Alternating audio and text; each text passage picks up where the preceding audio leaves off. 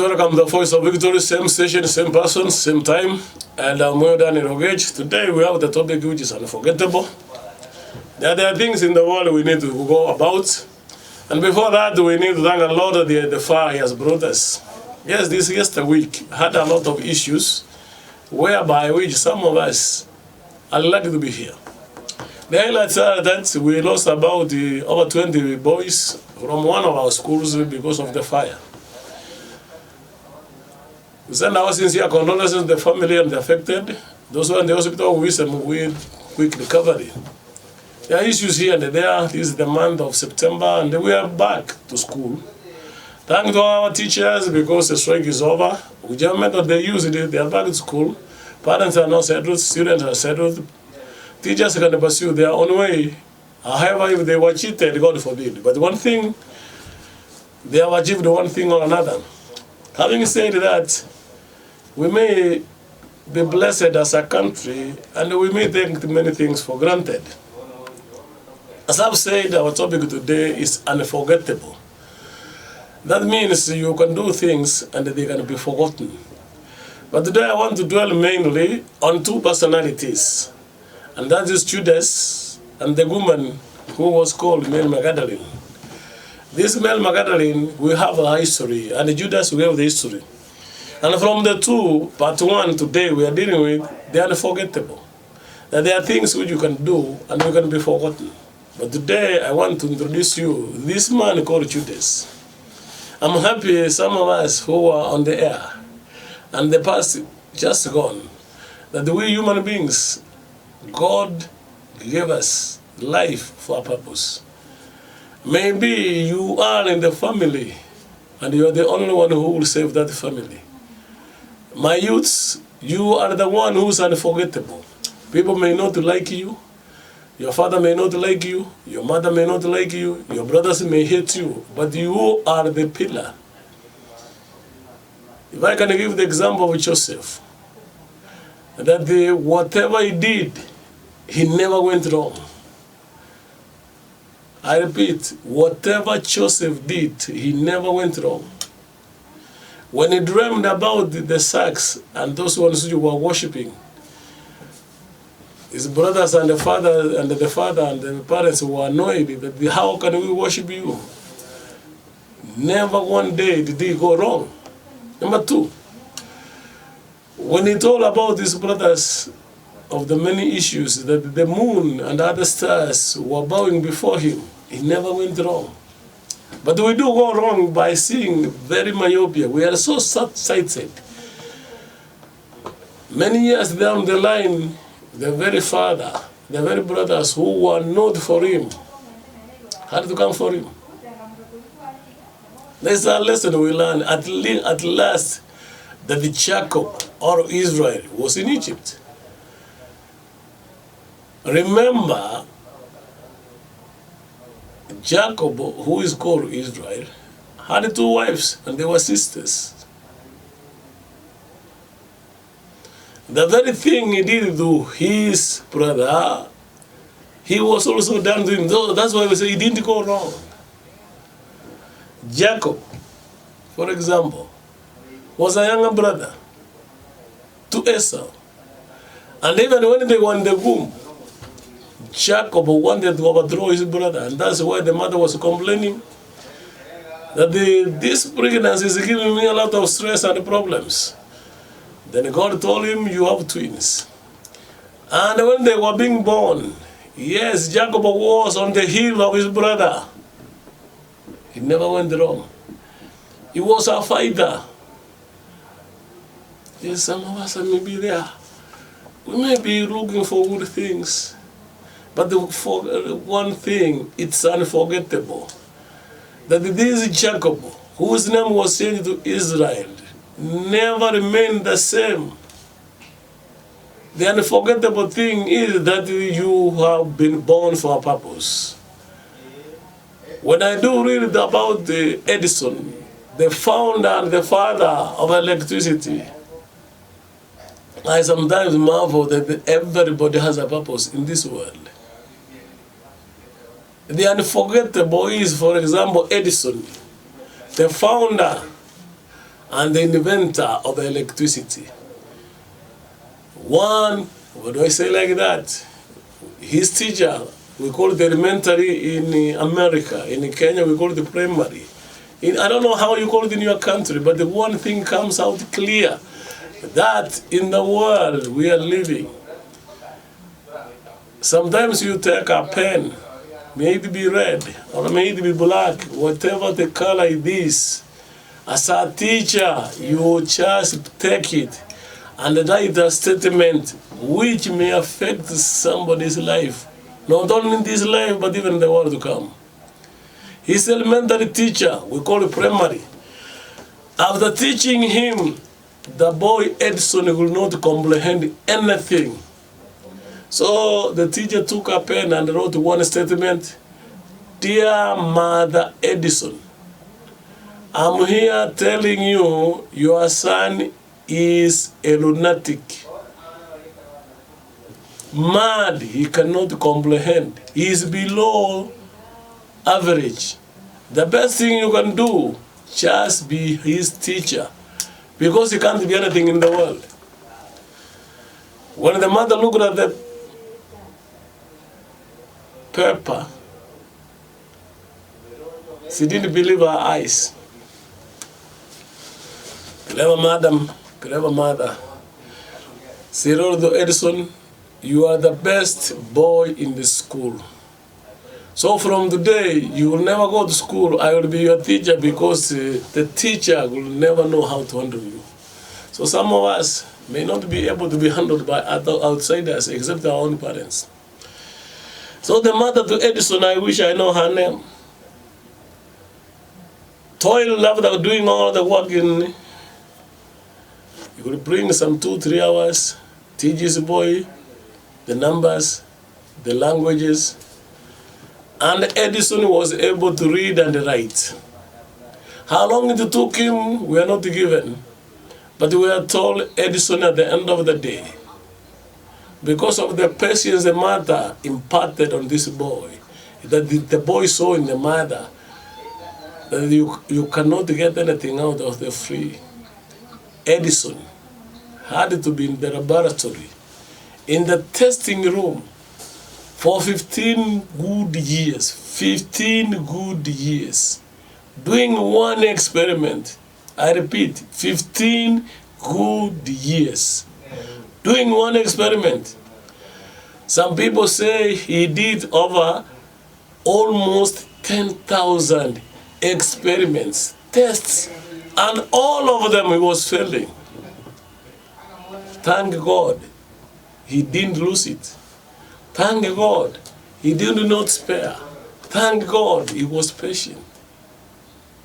Thank God he was alive. Thank God he had the brains. Thank God he had the brains. Thank God he had the dream. And he will never move out of that until he achieves the objective. Almost 10,000 times, 21 experiment, 15 years, same laboratory.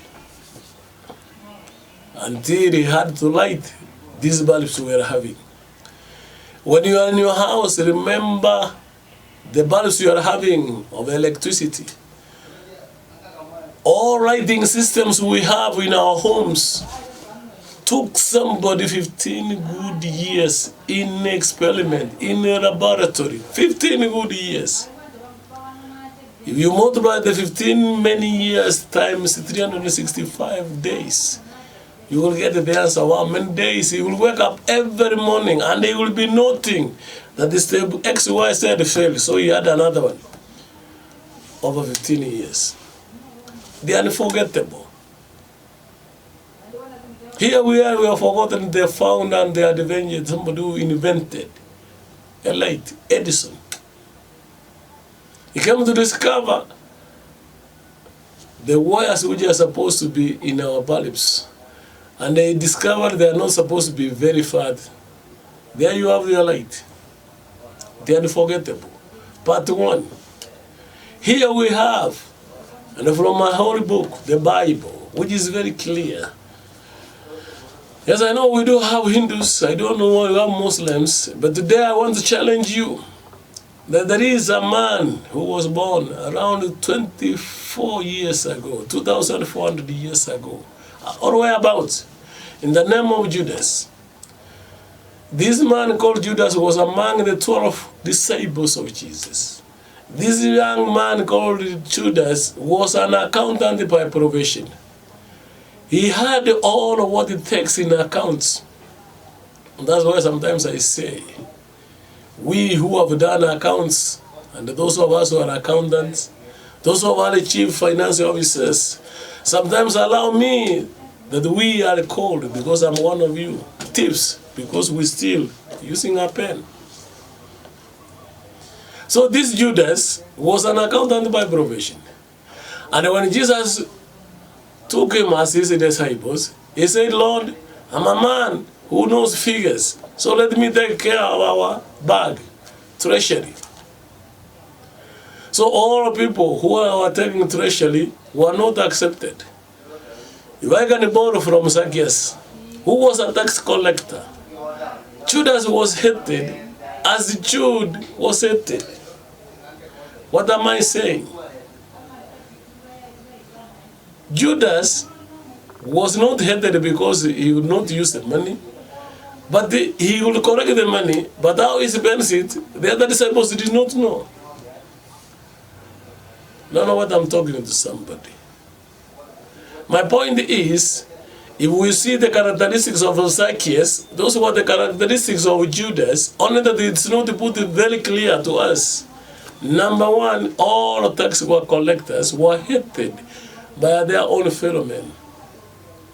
Judas was a Jew, but he was working also for the government of the day, which was from Rome. Number three, he was hated because he collected tax for the Roman, who were the imperial colonists, the Jews. We can follow it down. There are about 20 factors that the people hate tax collectors. Where Judas, as an accountant, was one of them, although he was not a chief collector like Zacchaeus. But during Jesus' time, he was the one who carried the bag of money. And he misused that bag very well. And without knowing, he sold his own master. Those of us who are accountants, yes.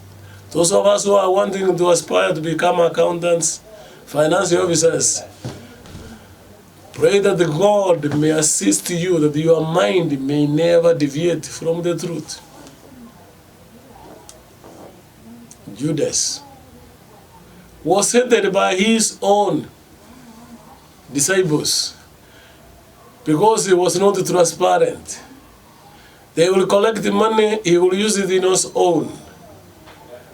Leaders of these days, we are sometimes hated because of the decisions we make and the direction we take.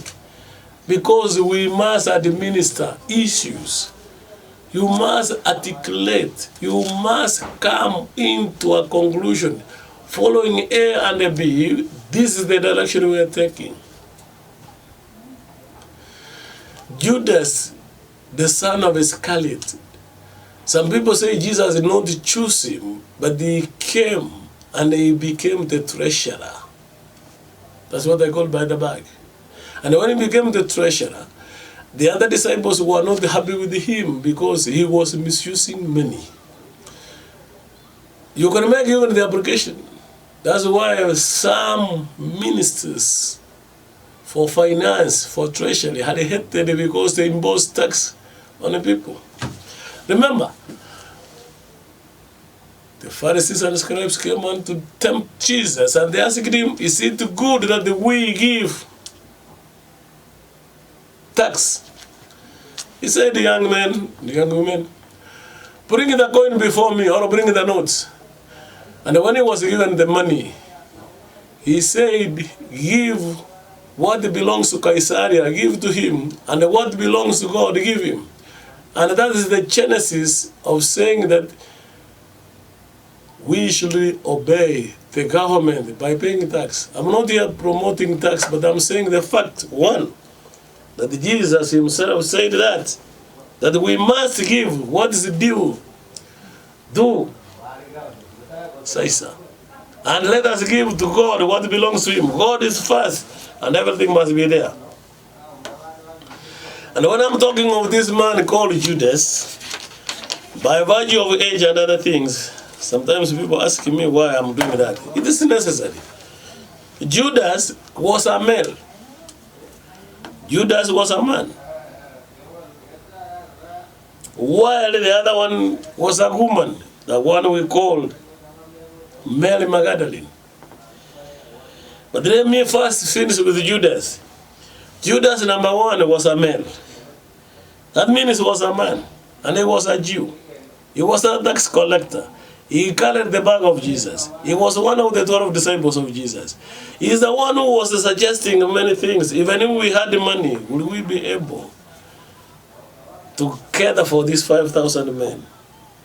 He is called and named among the 12 disciples of Jesus. As a leader of his own, yes. He had a big title that he was one of the disciples of Jesus. Number 3 or 4 or 5, whatever you are doing. Number 1, Judas was a male. He was among the 12 disciples of Jesus. He was the treasurer. He was the one who betrayed Jesus. In other words, he sold his master for 30 pieces. If I had the time, I could have told you the 30 pieces were prophesied these 700 years before Jesus was born. They said the master would be sold by 30 pieces of silver. That's what we read in the Old Testament. I don't want to go into the detail of that, but today I want to talk about Judas. This man was a man who was promised of a lot of money. And when an opportunity came, this very Judas would use the time very cleverly. He knew what he was doing. This is the Judas I want to discuss. The unforgettable. That we can forget many things, but you can never forget.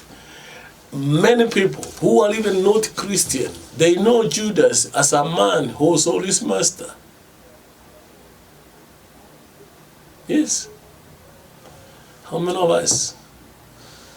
We have sold our masters. By what we are doing sometimes in our own clubs, in our own churches, in our own capacity. Broken families brings up broken churches, and broken churches produce broken communities, and broken communities brings up a broken state.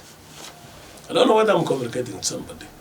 Sometimes we use this word, dysfunctional families produce dysfunctional communities, and from dysfunctional communities we have dysfunctional church, and from dysfunctional church we have a state which is having issues and problems.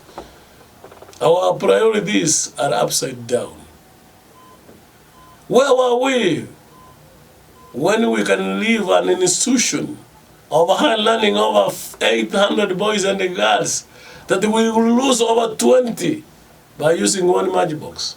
I'm not pointing that somebody killed those boys. But at the fire, at the beginning, there was a matchbox which was used to light it. That's what I have in mind. Be it was a lantern or a lamp, whatever it was, it must have passed through. At the one point, there was a wax which was crushed and the fire came. The intention of that fire was not to burn the boys or the girls in our dormitories, but it was supposed to give them light so that they may see. But it changes over and becomes disastrous. Yes, this man Judas was among the 12 disciples of Jesus, but he changes all of a sudden and becomes disastrous by selling his master. My dear viewer, whatever you are, don't know whether it's morning or evening, whatever circumstances you are going through, you are not the first one to pass through there. I'm giving you hope that whatever we are doing, as leaders of our own bodies, as leaders of our family, as leaders in our churches, as leaders in our community, clubs or institution, can we take responsibility? Many of us like to have the authority that I'm the chief executive officer, I'm the husband, I'm the wife. Do you discharge the responsibility? In marriage, today things are not working. Because what do you bring to the table after bearing kids? Even madmen can give birth at the streets. So it's no longer are you able to produce boys and girls. Even mad women and mad women, or madmen and mad women can produce in the streets. That's why sometimes you have not got what I'm saying. Does it mean you bring that one? Is it what you bring to the table? How can a young man, a youth like you, how can a young girl say, I'm bringing sex to the table so that you can negotiate? I've said even mad women or men can produce. What do you bring to the table? Marriage is not working today because of the unforgettable things. The reality is, can we face the reality in life? Here is a young girl who has gone through the schools. She has a master's, she has a PhD, or she has a degree, she has a good job, she has bought herself a good vehicle, she had her own house, she has land. How do you, young man, approach this girl? What do you bring to the table? Is it that you tell her, I want to marry so that we can get kids? After break, we will get that into the details. The unforgettable. Then I will come to this woman, Mary Magdalene. Some of the synoptics, I mean the Gospels, sometimes they don't name her. They say just a woman. So Barnabas, are you there? Tuende hapa madukani tuuze moja mbili. Na usisahau kuweka zile nyimbo za nyanjwa. Abana wa Israeli. If you have it, take it. God bless you.